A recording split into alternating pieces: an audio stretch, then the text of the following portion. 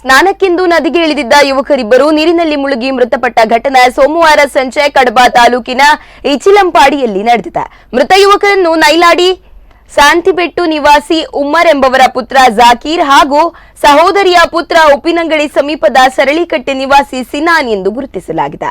ಮೃತ ಯುವಕರು ಸ್ನಾನಕ್ಕೆಂದು ಇಚಿಲಂಪಾಡಿ ಸೇತುವೆ ಸಮೀಪ ನದಿಗೆ ಇಳಿದಿದ್ದು ನೀರಿನಲ್ಲಿ ಮುಳುಗಿ ಮೃತಪಟ್ಟಿದ್ದಾರೆ. ವಿಷಯ ತಿಳಿದ ಸ್ಥಳೀಯರು ನೀರಿಗಿಳಿದು ಇಬ್ಬರ ಮೃತದೇಹವನ್ನು ಮೇಲಕ್ಕೆತ್ತಿದ್ದಾರೆ. ಸ್ಥಳಕ್ಕೆ ಕಡಬ ಠಾಣಾ ಪೊಲೀಸರು ಭೇಟಿ ನೀಡಿ ಪರಿಶೀಲನೆ ನಡೆಸಿದ್ದಾರೆ.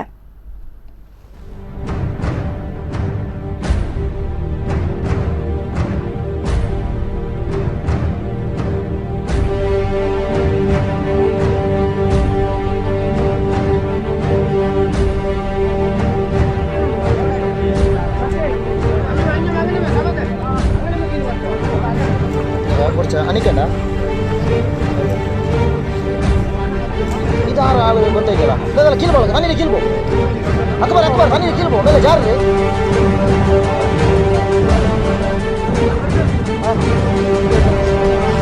ಅವನು ಬಂದಿರೋ